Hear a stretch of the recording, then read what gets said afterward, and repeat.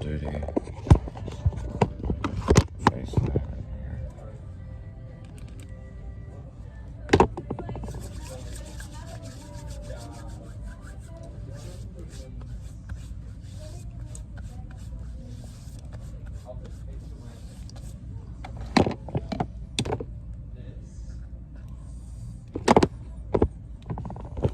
All right, so I made my payment, went in there, had this some facial toner. So it's a deep dive facial toner. And also they have men's cologne. They brought it back. So they didn't have it for a while. Now they have tons of it because they have a Sephora line. But they do have men products on there. A couple of like colognes and facial toners, things like that. Check them out. Ask me why and I'll spit in your eye. Ask me why and I'll spit in your eye. Hand in glove. All right, so we're headed to DFW.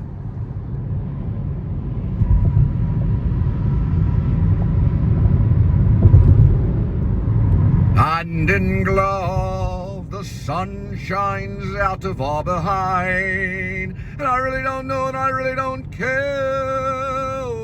I really don't know and I really don't care. Hand in glove, the sun shines out of our behind. Does the mind rule the body, or does the body rule the mind? I don't know. Hand in glove, the sun shines out of our behinds. I really don't know and I really don't care. I really don't know and I really don't care. Hand in glove, the sun shines out of our behind.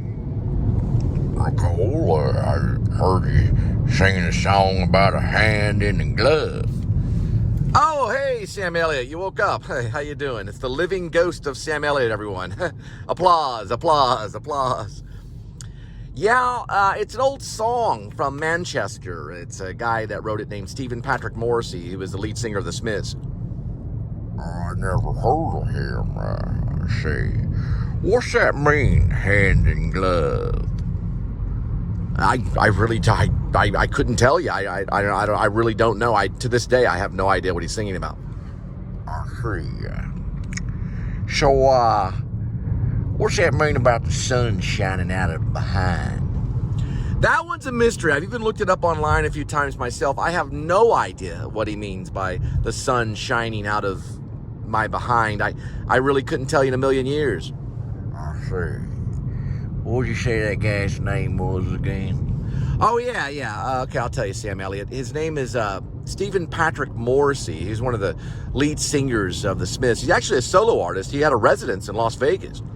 Oh, I see. Living in Las Vegas. Yeah, VVV live out Las Vegas and Fear and Loathing in Las Vegas. I'm real familiar with Las Vegas. I've been there a few times myself, yeah.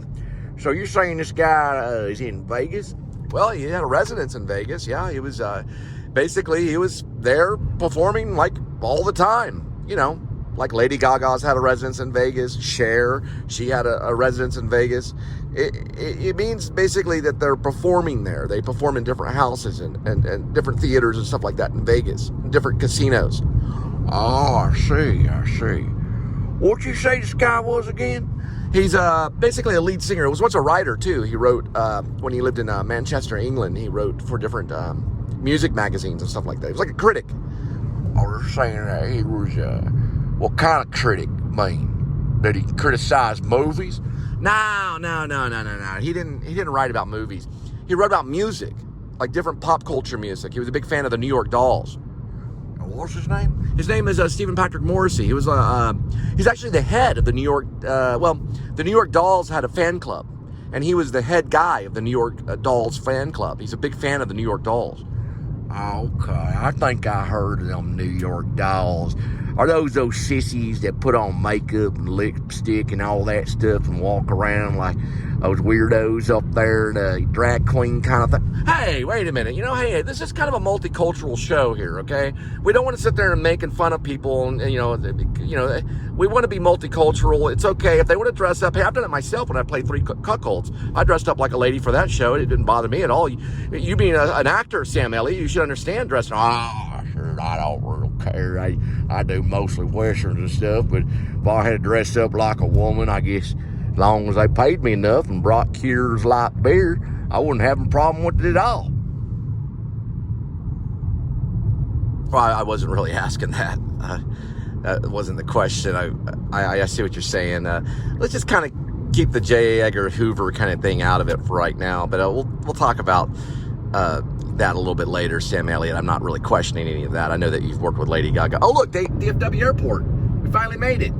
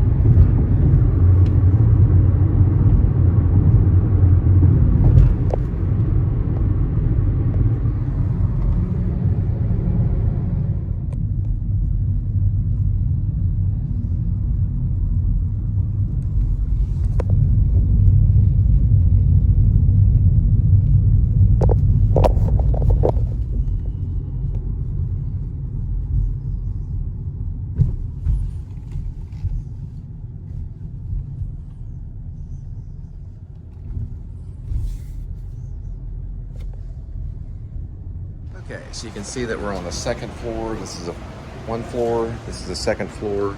This is B8D. All right there. So it's kind of tucked in right there. Right through here.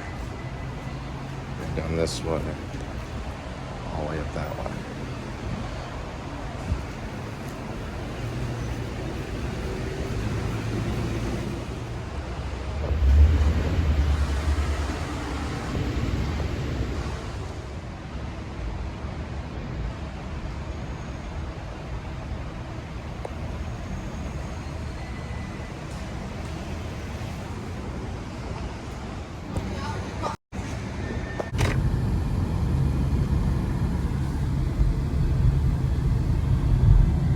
All right, we're gonna head back for Edmond, and got a little short one now. It's been a rough day. I had to wait a long time for the oil change.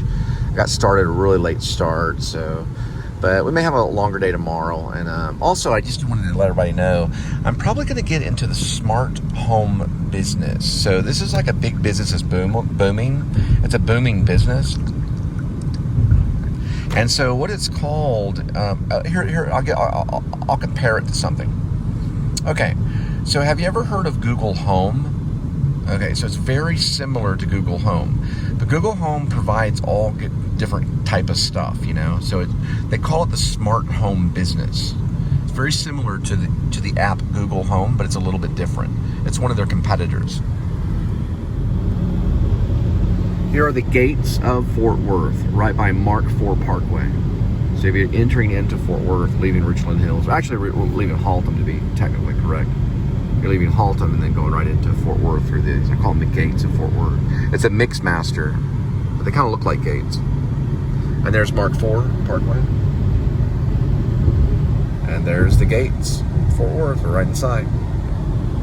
Headed to Fuel City. And welcome to Fuel City, where the ice is only $1.49. There's Fuel City. It's got a catchy name though. They also play like major music here too. Fuel City. There we go. There's the little cowboy. There. Yeah, they play like Elton John music and stuff, and George Strait. Turn this on right here. You can kind of hear it going on right now. Looks like they were ready yesterday for the 4th of July right here, even though it's July 5th.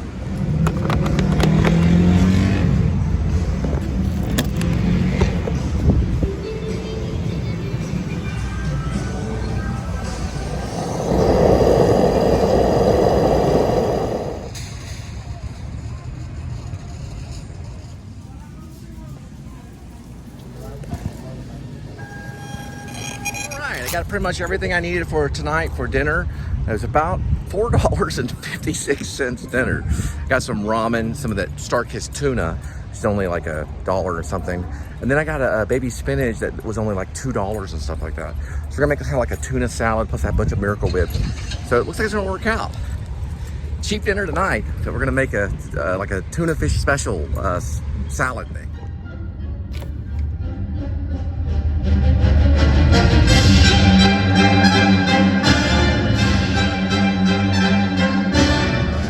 I have kind of a stand-up comedy joke, and if I did it on television, of course, you know, it would be funny. But you ever notice, like, when you go to the airport and you see your relatives, everyone's in this state right here? Hi, how y'all doing? I know, we're at the airport. I haven't seen you in such a long time. Hi, you look good. How's college? Oh, wow.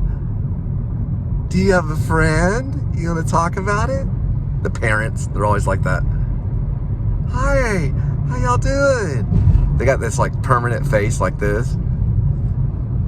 Hi, it's good. Okay, cool. We're at the airport. You just look around at parents and see the kids. They just fake smile.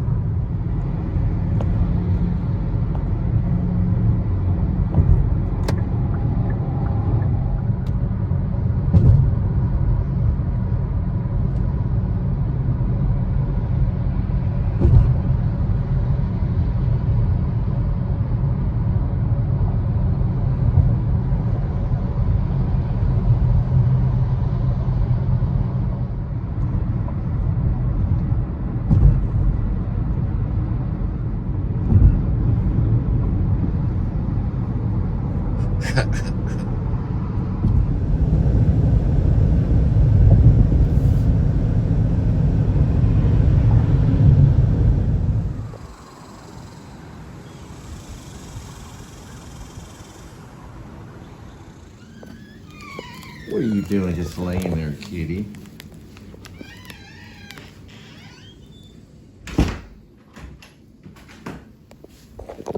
You want to get some cat food? Well, come on, get on up. You've been laying there for 20 hours. Well, looks like more harassment from the police. You know, they just never stop. All right, so Kitty got his food, which was basically cuts, prime cuts. It's made by Sheba. And what we're doing is actually a spinach salmon. And I thought about trying this, like I'm gonna do Miracle Whip with the salmon. It's just kind of an experiment. I do these sometimes. I'm kind of weird. Like I like to do mix-ups, stuff that's not always on the chart. Maybe one day I might, you know, after I'm famous, I'll probably start my own restaurant. I'm actually kind of getting famous already. I've already met some people that see the show. They're like, hey dude, what's going on? Anyway, so we're gonna cut up the onions, Okay, and what I'll do is I'll show afterwards. Or actually, I'll just do this. All right. Oh, the knife just magically appeared. There we go. All right, so it's all cut up. We'll probably cut up a little bit more.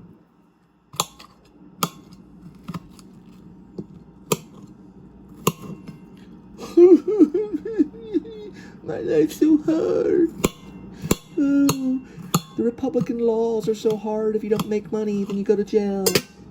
Here we go, right here. And we're gonna move this over this way. Actually, when the New Liberty Party takes over, there's gonna be a cap on how much money you can make. Just to let you know. I'm gonna be able to do that. So if you're a millionaire, you have to give a lot of your money to the poor.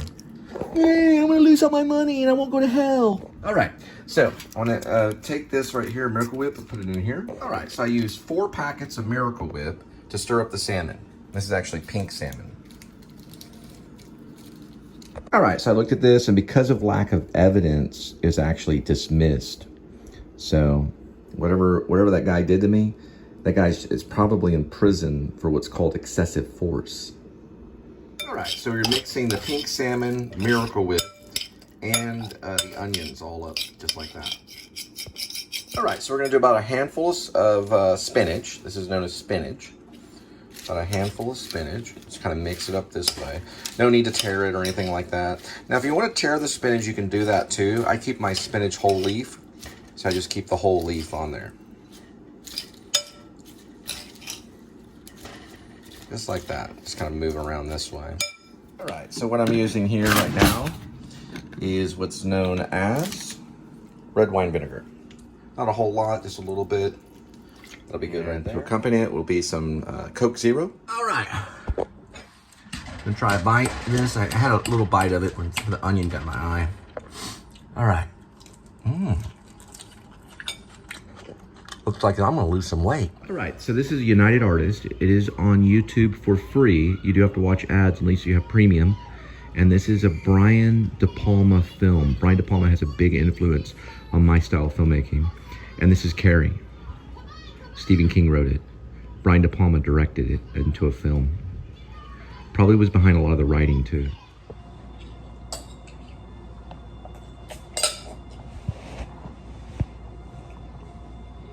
Sissy Spacek, I met her. I met her in New York at the Actors Studio. She even spoke to me about David Lynch. I asked her, I said, Sissy Spacek, what's it like working with David Lynch? And she told me. She said, well, he's very specific. One time when we were doing Straight Story, he had me pick up these pieces of wood and carry them. And he kept having me carry them the same way and do it over and over again because he wanted a certain angle on the wood. So she had to carry it over and over, carrying wood. And I talked to Sissy Spacek. She's pretty cool. I remember the night before I met Sissy Spacek, my mom called me and cried. She said, Cole, why don't you go into church and play guitar? And I was like, what are you talking about? She goes, go to the nearby church and play guitar. She was crying. Anyway, the next day I met Sissy Spacek at the Actors Studio. She's being interviewed by my dean, James Lipton, who's recently passed away. Bless his soul. Also, my peer is Bradley Cooper. He actually was graduating when I was arriving in cohort 8. Bradley Cooper was probably cohort 5.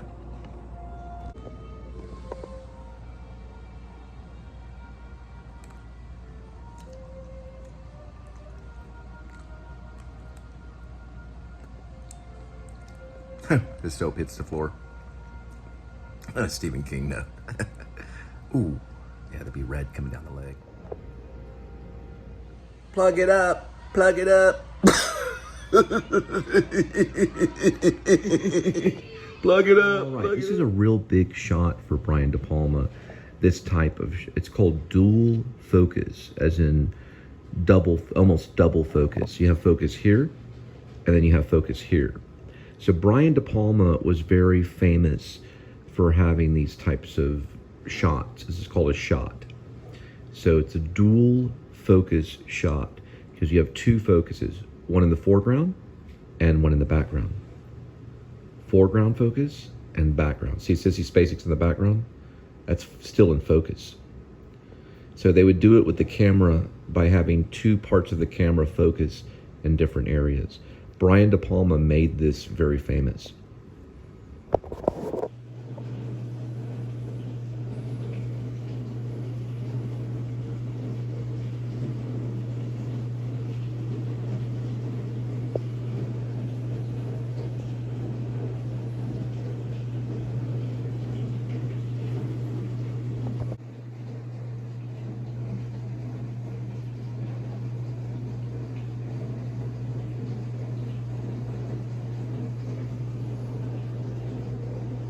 So here's one major problem with pleas, okay? One problem, well, here it says enter a plea of not guilty. Okay, I understand not guilty. Then this is online court. So what it basically means is defendant pleading not guilty is going to be scheduled for an actual court date, okay? But here it says enter a plea of guilty or no contest. Then they work on the different things like payment plans, community service, compliance dismissal, driving safety course, and deferred disposition. The problem is these two things should not be together. Guilty and no contest are not the same. It's not the same plea. There's 3 different options on pleas. There's not guilty, there's guilty, and there's no contest. It's not guilty or no contest because you're innocent until proven guilty. No contest means that you have the right to plead the Fifth Amendment. You don't have to say anything. It's not the same as guilty. That's stupid about Fort Worth right there.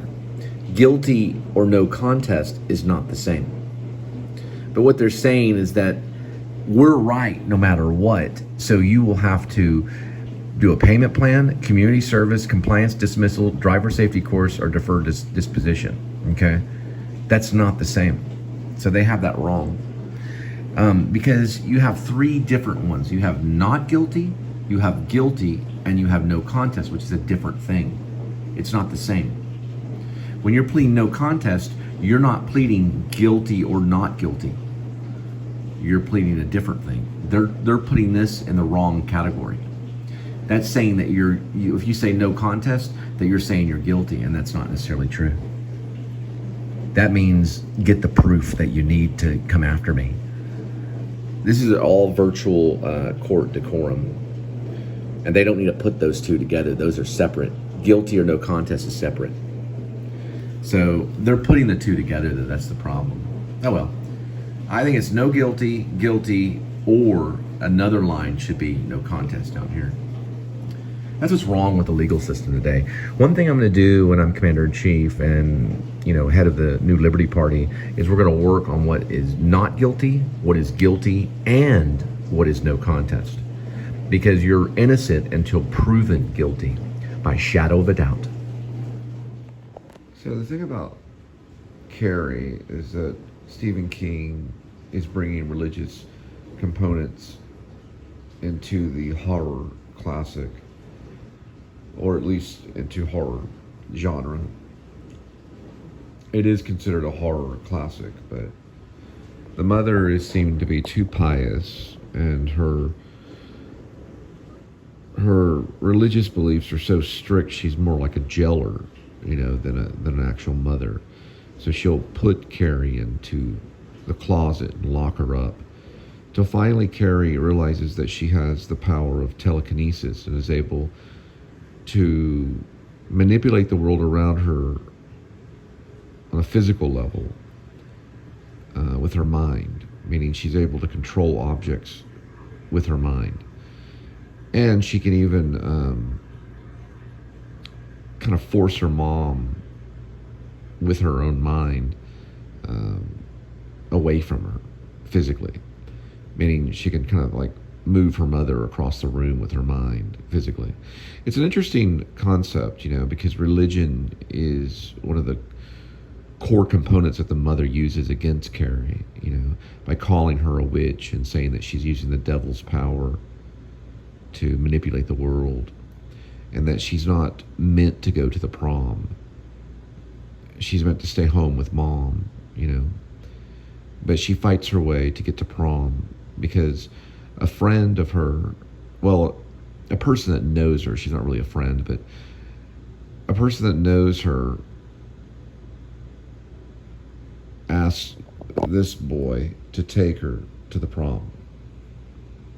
He's the guy that played in The Last American Hero, if you ever seen that on television. Anyway, he's been in a few television stuff, but he's got like really curly hair. Anyway, regardless, she doesn't necessarily choose him. He's chosen by a peer within the school that's a female peer that's very popular and good looking and, well, beautiful. And she manipulates him to take her to the prom. In actuality, what's really going on is that Carrie started her period at the beginning of the story, and the girls make fun of her and write on the wall and tell her, in the book they tell her to plug it up, and they kind of torture her. So the girls get in trouble by the PE coach, who's a female PE coach. And the female PE coach makes them exercise in a way to show penance, but really what it is discipline. I guess it's a public school, so it's not like they're Catholic school or anything like that, but they get tired of having to stay after school because that's their detention. They get put in detention.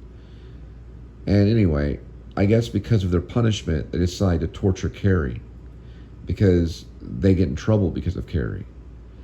So to get her back, they get the boy here, who is kind of like a football star. He's like I don't know, he could easily be the lead quarterback or something like that, like one of the star players on the football team, to take her to prom in a way to torture her. And all along this time, they got John Travolta's character to go to the local slaughterhouse and knock a pig over the head with a sledgehammer. Then they take the pig's blood and put it into a gasoline can. And they take that to the prom. And they rig it up so that when she's receiving her prom